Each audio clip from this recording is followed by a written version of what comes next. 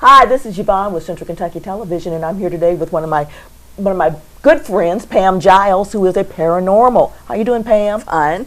Now, you've been on the show before, so people might recognize your face and your name, and we've talked about a lot of different things before as far as paranormal is concerned, but now it seems that it's becoming more and more popular, and a lot of people are getting out into the limelight with it, calling themselves mediums. Can you tell us, maybe, is there a difference between the paranormal and being a medium and being a psychic, and what do you consider yourself? Well, paranormal encompasses a lot of things, okay?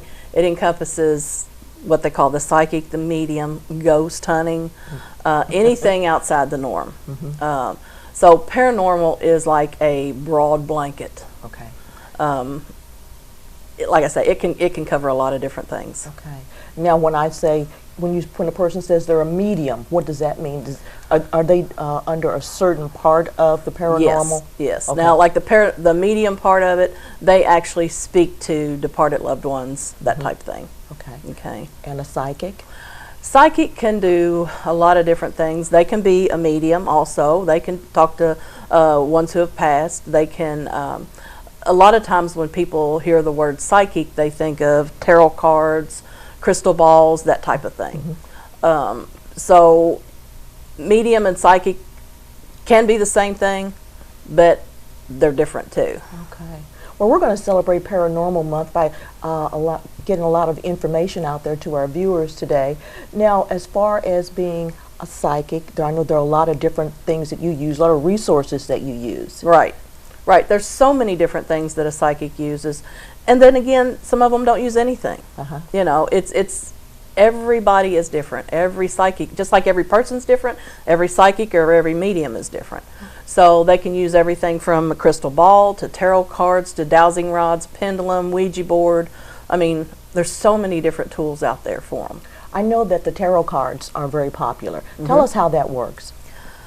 Again, those can be different too. Myself personally, I've got probably 50 different decks. So go with a deck that you're drawn to. Like I can draw the same card for 10 different people and it'll mean 10 different things. Oh. So the same card doesn't mean the same thing every time. Okay. So it's, again, the cards are all different for each person. And I tell everybody, you know, if you're into the angels, go with the angel cards. If you're into Native American, go with the Native American cards. So it's more what you're into, what you're drawn to, and it will help you to be a better intuitive. So, why do most people come to see you? some for closure, some for they're just lost. You know, they need some kind of direction. Some exploring. You know, just want to know what's going on and if this is real and that type of thing. Okay.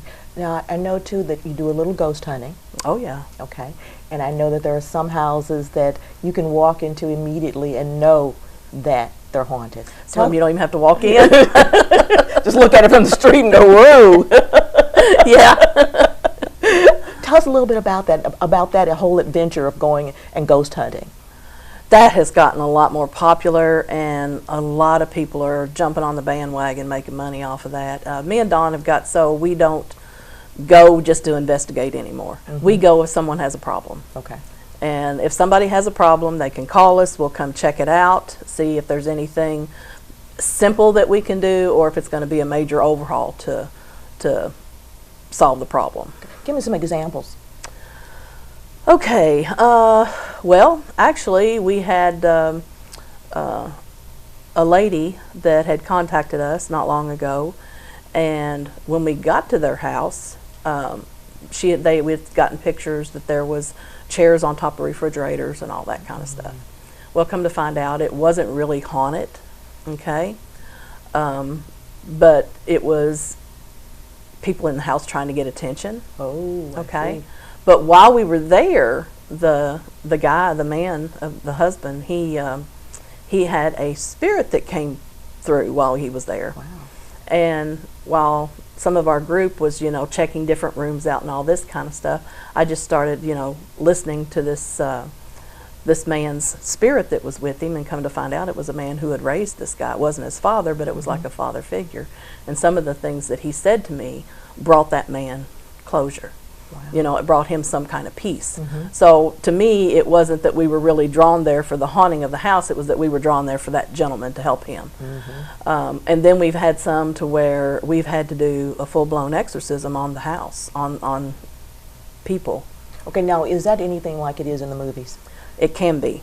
It can be. Sometimes it can be dangerous. And when I tell somebody, you know, if they've got, right now I'm working with a lady who, she's had entities in her house, and people are being scratched, they're being pushed. And I told her, I said, you know, when I come and smudge and clear the house, I said, it'll do one of two things. Okay, no, hold on just one second. You said smudge. Tell us what smudging is. Smudging is where you can take sweetgrass, California white sage, tobacco, cedar, any type of natural plant that is used, basically the Native Americans used it a lot, for clearing out negative energy.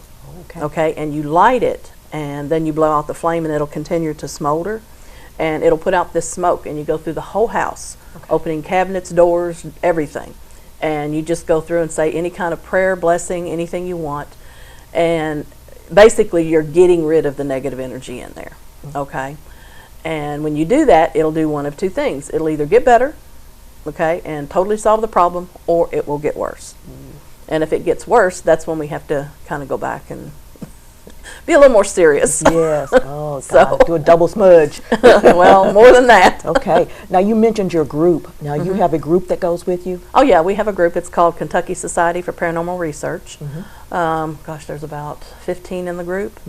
And we've got everything from demonologists to mediums to people using dowsing rods. We've got one girl that the worst place imaginable, she's the first one in the door and the first one to hit it head on. So. Wow. So that gets pretty interesting, I'm sure. Yeah. Now, when you go to a house, do you take the entire group with you, or just a few, or it depends. Whatever you think is It needed? depends, yeah. There's been very few times that we've taken the whole group. Part of the reason is because, you know, everybody has families and, you know, things going on. But, you know, it depends on the situation, what's going on, as to how many or who will take. Okay. Now, I know you mentioned dowsing rods. I know they're very, very popular. And I have used dowsing rods before. Exactly. What is the idea behind the dowsing rod? Dowsing has been around for hundreds of years. They used to use dowsing to find water on people's farms to dig the well. Right. Okay.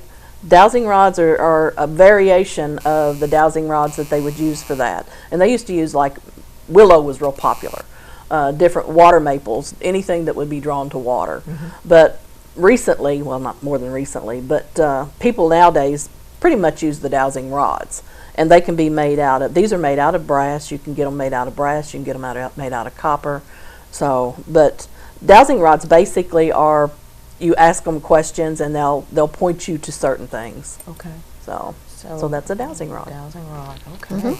Is there anything else you use that is popular nowadays? I know that. Oh my gosh! Again, the tarot cards, the pendulums, Ouija boards, runes. Runes are basic. Runes have been around since Jesus's time. Okay, and they have little markings on them. Okay. Watch me drop them on the floor. Little markings on them, and it's like casting stones. Okay, so those have been around for years. Now, the one thing I do recommend that people watch is the Ouija board. Okay, people think Ouija board, oh, good game, this kind of stuff. Okay, Ouija board I tell people, look, I said it's like a baseball bat. You can play a heck of a game, or you can kill somebody. And the first mistake people make with the Ouija board is when they go in, they say, is there anybody there, or who's there? And you've just opened a door you might not be able to close. Oh, wow. So when you use a Ouija board, you go in with intent to contact a certain person, a specific person, and you ask questions that only that person would know the answer to. And if you ask a question and you get an answer that's not correct, you say goodbye, close it down, and put it up. So, to protect yourself. Oh yeah. Okay. And the people in the room with you. And never use a Ouija board with somebody you don't know. Somebody you don't know and trust. Wow. So, Wow, well, thank you for that. I know you said sometimes you can walk into a room and you can tell if things are a little off, if there's anything there. You walked into the station here. Did you feel anything? Yeah, you got a lot going on here. A lot of positive energy? Yeah, I didn't pick up anything negative, a lot Okay. of positive stuff. So, Okay, fantastic. yeah. Well, gee, well, thank you for coming today and, you know, for helping us celebrate Paranormal Month. No problem. I mean, we've had you on before and you've done a great job, and we really do enjoy all the information you share with us. No problem. Yes, and we wish you the best, all the best with your group. And if someone would like to get in contact with you, how can they do that? Well, they can call. My phone number is 859-324-0463, or they can come to the shop. We have a shop in Lawrenceburg.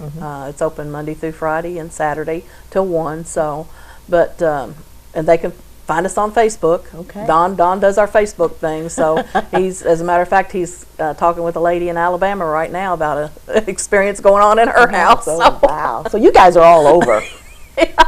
yeah. Fantastic. Well, we'll have to have you come on again and talk to us about the family in Alabama, what went on with them. All right. Again, thank you for being with us today. Thank you all. All right, this has been Yvonne McNary for Central Kentucky Television.